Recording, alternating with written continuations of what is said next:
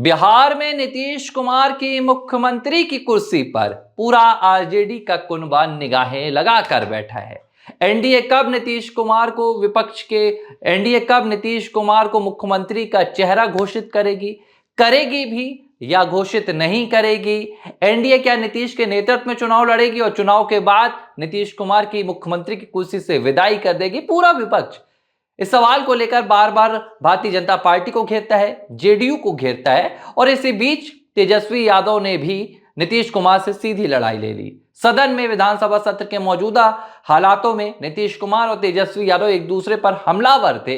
नीतीश कुमार ने भी लालू यादव की याद दिला दी। तेजस्वी यादव जब जेडीयू की सरकार पर, एनडीए की सरकार पर सवाल उठाने लगे तो नीतीश ने भी भरी सभा में कह दिया, सदन में कह दिया कि तुम्हारे पिता को मुख्यमंत्री बनाने वाले हम थे, लालू राबड़ी के राज में क्या हुआ है उसकी तो बात ही मत करो। जब तेजस्वी यादव को नीतीश कुमार ने घेर लिया तो तेजस्वी यादव भी जोश में आ गए। तेजस्वी यादव ने यह कह दिया कि भाई जब नीतीश कुमार राजनीति में आए भी नहीं थे तब हमारे पिता लालू प्रसाद यादव 2 बार के विधायक और 1 बार के सांसद रह चुके थे। यहां तक कि लालू प्रसाद यादव ने न जाने कितने नेताओं को मुख्यमंत्री और प्रधानमंत्री बनाया है। लालू यादव की बात छोड़ दीजिए, तेजस्वी यादव ने नीतीश कुमार को 2 बार मुख्यमंत्री बनाया है। यह दावा तेजस्वी यादव ने किया था। हालांकि वो 2014 के उस दौर की बात कर रहे हैं जब 2013 में नीतीश कुमार ने 17 साल बाद भारतीय जनता पार्टी के साथ गठबंधन तोड़ा था और विपक्षी खेमे में चले गए थे। तब उन्होंने मुख्यमंत्री के पद से इस्तीफा दे दिया था। जीतन राम मांझी को मुख्यमंत्री बनाया गया था और जेडीयू, कांग्रेस और राजद के पूरे मिलन से, पूरे गठबंधन से महागठबंधन तैयार हुआ और जीतन राम मांझी को मुख्यमंत्री की कुर्सी मिली थी। इसके बाद 2015 में जब दोबारा चुनाव हुआ और महागठबंधन को जीत मिली तो नीतीश कुमार को मुख्यमंत्री बनाया गया था। इसके बाद दूसरा मौका तब आया जब साल 2022 में एक बार फिर से नीतीश कुमार ने बीजेपी को छोड़कर महागठबंधन का साथ चुना। तब दूसरी बार डिप्टी सीएम तेजस्वी यादव थे और मुख्यमंत्री नीतीश कुमार थे। शायद तेजस्वी यादव यही 2 बार की बात कर रहे हैं, इन्हीं 2 घटनाओं की याद दिला रहे हैं कि तब तेजस्वी यादव ने आपको मुख्यमंत्री बनाया था। लेकिन फिलहाल ये मुख्यमंत्री की कुर्सी को लेकर जो पूरा मसला तेजस्वी यादव बनाम नीतीश कुमार पर चल रहा था, ये जो पूरा मसला नीतीश कुमार की मुख्यमंत्री की कुर्सी पर टिका हुआ था, नीतीश कुमार मुख्यमंत्री रहेंगे नहीं रहेंगे, उन्हें सीएम का फेस घोषित किया जाएगा या नहीं किया जाएगा, ये बातें अब एक तरफ रख दीजिए। अब मसला शुरू हो गया है उस मुख्यमंत्री की कुर्सी को लेकर शायद जिसकी चर्चा ही नहीं हो रही थी। तेजस्वी यादव विपक्ष के एकमात्र बड़े नेता बिहार में। तेजस्वी यादव पूरे बिहार में सबसे बड़ी विपक्षी पार्टी के नेता हैं, आरजेडी के नेता हैं और अब आरजेडी ने उन्हें मुख्यमंत्री का चेहरा बताना शुरू कर दिया। जाहिर सी बात है कि 2022 में भी यही हो रहा था। जब 2024 के लोकसभा चुनाव करीब आ रहे थे तब बिहार में ये चर्चा शुरू हो गई। आरजेडी के खेमे से ये बात निकलकर सामने आने लगी कि अब चाचा यानी कि नीतीश कुमार की उम्र बढ़ रही है और उन्हें भतीजे को सत्ता सौंप देनी चाहिए। धीरे धीरे ये सुगबुगाहट उन दिनों देखने मिलने लगी थी। नीतीश कुमार और तेजस्वी के बीच सत्ता की बागडोर अब किसके हाथ में होगी? चाचा भतीजे एक दूसरे के खिलाफ आमने सामने आने लगे थे और तैयारी भी लगभग शुरू हो गई थी।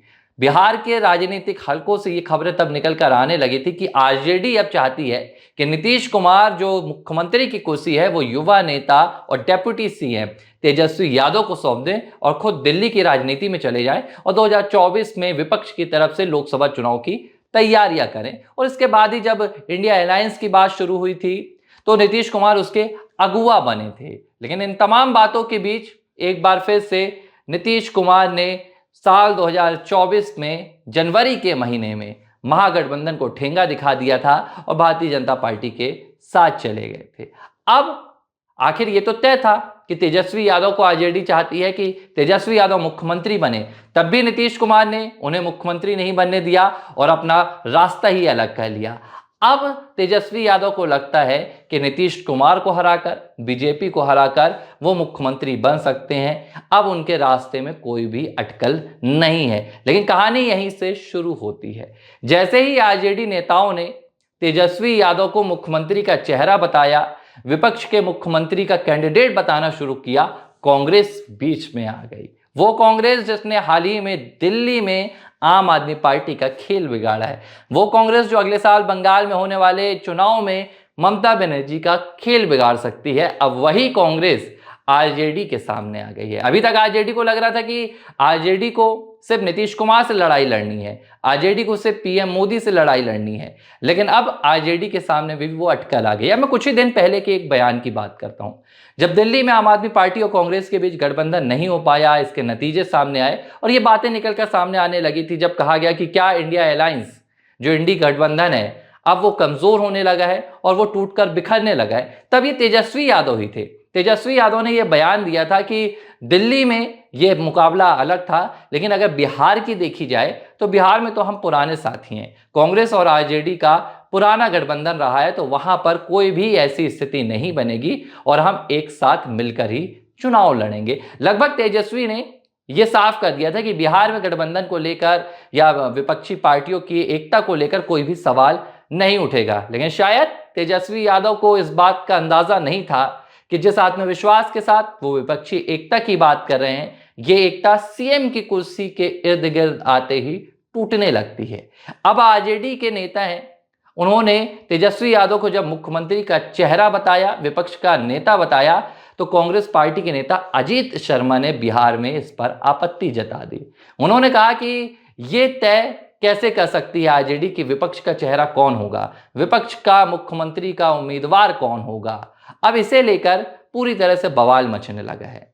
अब आरजेडी के नेता हैं कारी शोएब, उन्होंने कहा है कि ये क्या अजीत शर्मा की अपनी व्यक्तिगत सोच है या कांग्रेस पार्टी भी ऐसा चाहती है कि आरजेडी के नेता तेजस्वी यादव मुख्यमंत्री ना बने। हालांकि यह बयान है, यह हाईकमान के बयान नहीं है, ये कांग्रेस के किसी बड़ी पार्टी नेता के बयान नहीं है, ये गांधी परिवार के किसी नेता के बयान नहीं है, लेकिन बयान आते हैं तो ये इत्तेफाक नहीं होता है। बयानों के भी एक रास्ते होते हैं जो ऊपर से होते हुए नीचे पहुंचते हैं। जाहिर सी बात है कि कांग्रेस के खेमे में इन बातों को लेकर सुगबुगाहट तेज हो गई है कि अगर बिहार में विपक्ष सत्ता में वापसी करता है तो मुख्यमंत्री का चेहरा कौन होगा। अब आप इसकी पूरी कहानी समझिए। राहुल गांधी बिहार में लगातार अपनी राजनीतिक ताकत बढ़ाते जा रहे हैं। पिछले महीने राहुल गांधी ने 2 बार बिहार का दौरा किया था और बिहार में राजनीतिक सामाजिक ताना बाना बुनने की उन्होंने कोशिश की थी और उन्होंने कहा था कि वो बिहार में दलितों की लड़ाई लड़ रहे हैं, ईबीसी की लड़ाई लड़ रहे हैं। राहुल गांधी की एंट्री से ही बिहार में आरजेडी कहीं ना कहीं घबराने लगी थी, क्योंकि राहुल गांधी और कांग्रेस पार्टी ने पिछली बार भी सीटों का अच्छा खासा एडजस्टमेंट किया था, काफी सीटों पर उन्होंने चुनाव लड़ा था। हालांकि स्ट्राइक रेट कांग्रेस पार्टी का उतना बेहतर नहीं था, बाद में आरजेडी ने इसके लिए कांग्रेस को कोसा भी था। अब कांग्रेस पार्टी एक बार फिर से बिहार में अपनी 4 दशकों की पुरानी सत्ता को फिर से आजमाने की कोशिश कर रही है। कांग्रेस पार्टी कोशिश कर रही है कि बिहार में राजनीतिक और सामाजिक समीकरण को साध कर एक मजबूत विपक्ष के तौर पर खुद को काबिज किया जा सके। राहुल गांधी इसकी पूरी कवायद कर रहे हैं। जिस लिहाज से राहुल गांधी ने जातिगत जनगणना का मुद्दा उठाया था, जिस लिहाज से राहुल गांधी ने संविधान का मुद्दा उठाया था और उन्होंने पिछड़े वर्ग की बात की थी, चाहे वो आप बजट की बात देख लीजिए, चाहे राहुल गांधी बार बार कहते रहते हैं कि केंद्र सरकार जिन भी प्रशासनिक अधिकारियों को रखती है उसमें ओबीसी के जो अधिकारी रहते हैं उनकी संख्या कम रहती है और सामान्य वर्ग को ज्यादा मौका मिलता है। ये राहुल गांधी एक जाति जनगणना को लेकर राजनीति भी कर रहे हैं और ये उसी का एक जरिया है और इसी के जरिए राहुल गांधी बिहार की राजनीति में अपनी पैठ जमाना चाहते हैं। जाहिर सी बात है कि दिल्ली, हरियाणा, महाराष्ट्र, झारखंड और जम्मू कश्मीर में राहुल गांधी को वो बढ़त नहीं मिली जिसकी वो उम्मीद जता रहे थे। दिल्ली तो छोड़ दीजिए आप, लेकिन महाराष्ट्र और हरियाणा 2 ऐसे राज्य थे जहां राहुल गांधी और कांग्रेस पार्टी को लगभग ये उम्मीद थी कि बहुत कुछ नहीं लेकिन भाजपा को हम टक्कर तो देंगे। हरियाणा में तो मुख्यमंत्री की लड़ाई भी शुरू हो गई थी कांग्रेस खेमे में, लेकिन नतीजों ने पूरी तरह से निराश कर दिया था। लेकिन अब राहुल गांधी की नजरें बिहार में हैं। राहुल गांधी जानते हैं कि बिहार में आरजेडी सबसे बड़ी पार्टी है और कांग्रेस पार्टी अगर यहां पर मेहनत करती है, कार्यकर्ता और संगठन मजबूती से यहां पर चुनाव लड़ते हैं तो कांग्रेस पार्टी को एक सम्मानजनक यहां पर सीटों का आंकड़ा मिल सकता है। और यही वजह है कि अब जब आरजेडी के नेता तेजस्वी यादव को सीएम का चेहरा बता रहे हैं तो कांग्रेस नेताओं की उम्मीद जग चुकी है। कांग्रेस नेताओं ने यह मान लिया है कि उन्हें इस बार चुनाव लड़ना है और हम दमखम दिखाएंगे। ऐसे में अब इस बात से इनकार किया जा रहा है कि भाई आरजेडी कैसे तय कर सकती है। अगर विपक्ष का कोई गठबंधन है, अगर विपक्ष के 4 दल है तो यह आरजेडी अपनी मनमानी नहीं कर सकती है कि आप तेजस्वी यादव को मुख्यमंत्री का चेहरा घोषित कर दिया। तो ये पूरी कहानी जो अब तक नीतीश कुमार की मुख्यमंत्री की कुर्सी पर टिकी हुई थी, अब ये कहानी आरजेडी के खेमे तक पहुंच गई है। वो तेजस्वी यादव जो बार बार ये कह रहे थे कि हमने नीतीश कुमार को 2 बार मुख्यमंत्री बनाया, अब जब उनकी पार्टी के नेताओं ने ही उन्हें मुख्यमंत्री का चेहरा घोषित किया तो कांग्रेस पार्टी उनके सामने आ गई है। जाहिर सी बात है, जो हालात दिल्ली में देखने के लिए मिले थे आम आदमी और पार्टी और कांग्रेस के दरमियान, जो हालात हरियाणा में कांग्रेस और आम आदमी पार्टी के बीच देखने के लिए मिले थे, बिहार विधानसभा चुनाव 2025 में भी चुनाव जैसे जैसे करीब आएगा, महागठबंधन में भी दरारें आने की लगभग संभावना तय हो गई है। और अगर कांग्रेस ने अपने इन्हीं तेवर को बरकरार रखा तो जाहिर सी बात है कि आरजेडी कांग्रेस से भी किनारा करने से गुरेज नहीं करेगी और बिहार में महागठबंधन भी बिखर कर रह सकता है। तो इंडिया अलायंस में एक और बड़ी फूट बिहार चुनाव 2025 में देखने के लिए मिल सकती है।